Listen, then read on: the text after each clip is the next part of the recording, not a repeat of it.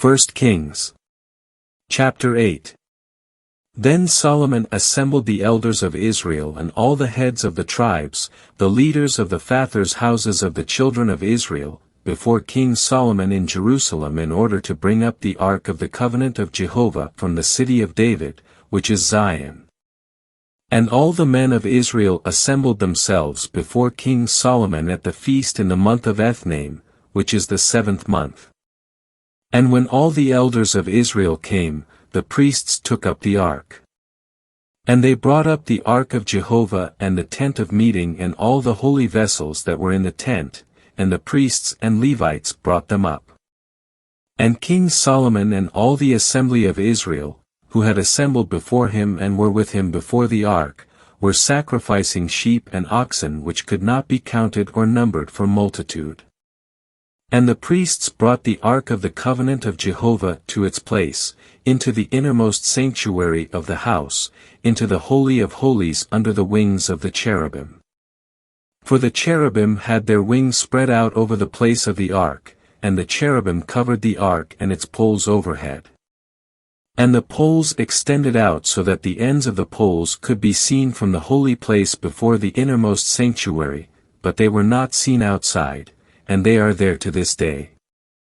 There was nothing in the ark except the 2 stone tablets, which Moses placed there at Horeb when Jehovah made a covenant with the children of Israel when they came out of the land of Egypt.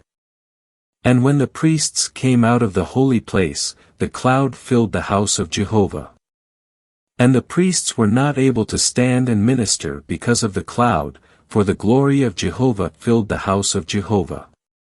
Then Solomon said, Jehovah has said that he would dwell in deep darkness. I have surely built you a lofty house, a place for you to dwell in forever. And the king turned about and blessed all the congregation of Israel while all the congregation of Israel stood. And he said, Blessed be Jehovah the God of Israel, who spoke with his mouth to David my father and fulfilled it with his hand, saying, Since the day when I brought my people Israel out from Egypt, I have not chosen a city out of all the tribes of Israel to build a house for my name that it might be there, but I chose David to be over my people Israel. And it was on David my father's heart to build a house for the name of Jehovah the God of Israel. But Jehovah said to David my father, Because it was on your heart to build a house for my name, you have done well that it was on your heart. However you will not build the house, but your son, who will come forth from your loins, he will build the house for my name. And Jehovah has established his word which he spoke, for I have risen up in the place of David my father, and I sit upon the throne of Israel, as Jehovah promised, and I have built the house for the name of Jehovah the God of Israel.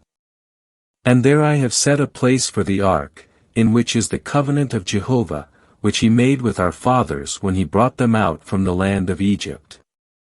Then Solomon stood before the altar of Jehovah in front of all the congregation of Israel and spread his hands toward heaven.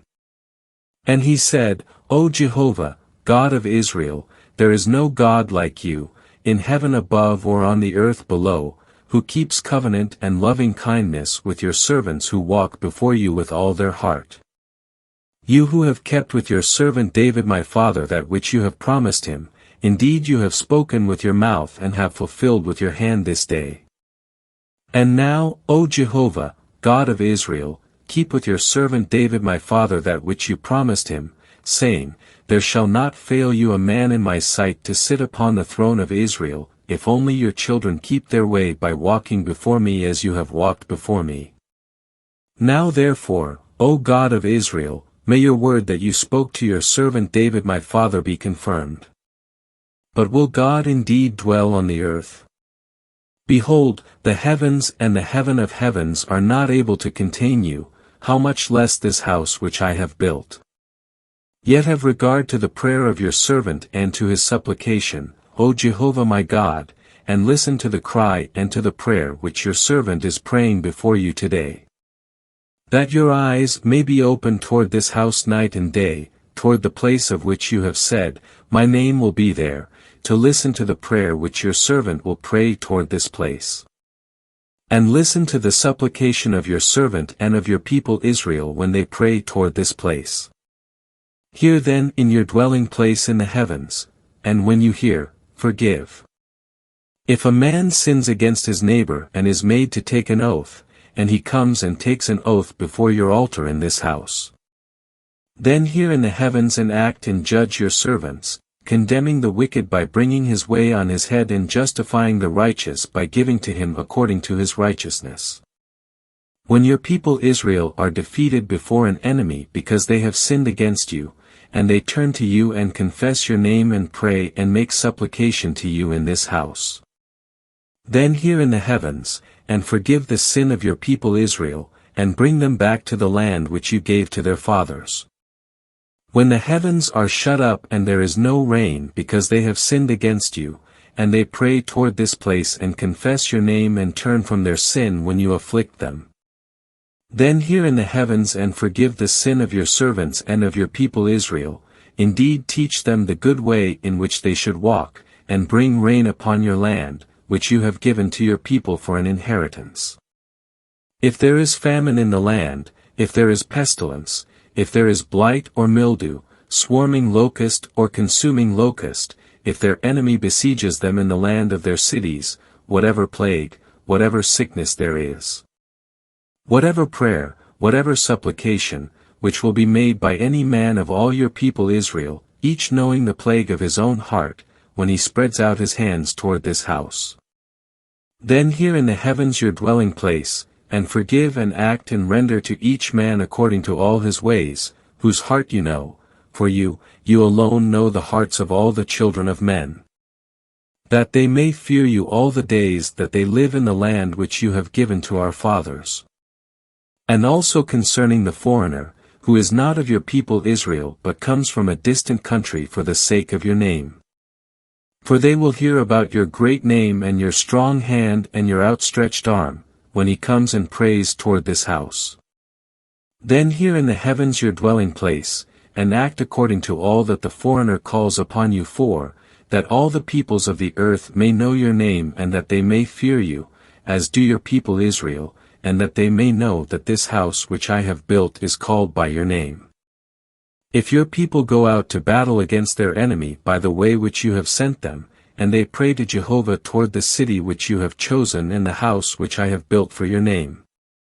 then hear their prayer and their supplication in the heavens and maintain their cause. If they have sinned against you, for there is no man who does not sin, and you are angry with them and deliver them up to the enemy, so that they are carried away captive unto the land of the enemy, far away or nearby. But if they take it to heart in the land where they were carried captive, and they repent and make supplication to you in the land of those who carried them away captive, saying, We have sinned and committed iniquity and acted wickedly.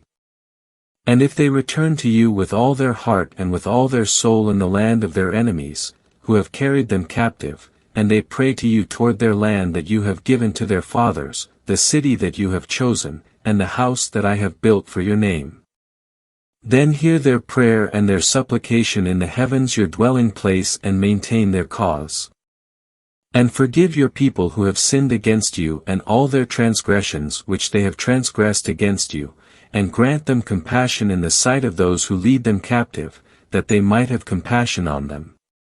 For they are your people and your inheritance, whom you brought out from Egypt, from the midst of an iron furnace. That your eyes may be open to the supplication of your servant and to the supplication of your people Israel to listen to them whenever they call upon you. For you have separated them from all the peoples of the earth to be your inheritance, as you spoke through Moses your servant, when you brought our fathers out from Egypt, O Lord Jehovah. And when Solomon had finished praying all this prayer and supplication to Jehovah, he rose up from before the altar of Jehovah, from kneeling on his knees with his hands spread toward the heavens. And he stood and blessed the whole congregation of Israel with a loud voice, saying,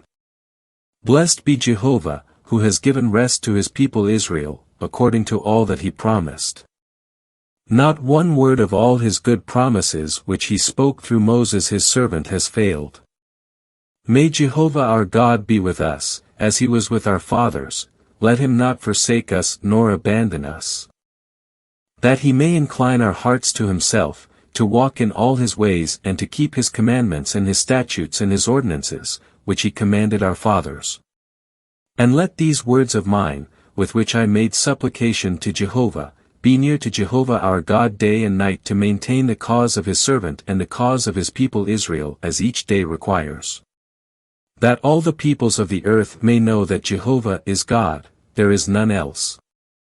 Let your heart therefore be perfect with Jehovah our God, to walk in his statutes and to keep his commandments as on this day. And the king and all Israel with him offered sacrifices before Jehovah.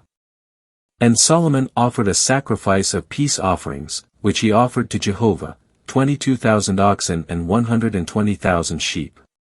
Thus the king and all the children of Israel dedicated the house of Jehovah.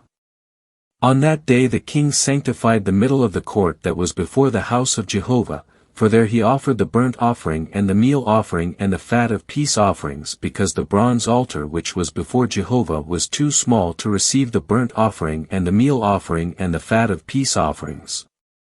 And Solomon held a feast at that time and all Israel with him, a great congregation, from the entrance of Hamath to the brook of Egypt, before Jehovah our God, 7 days and 7 more days, 14 days in all.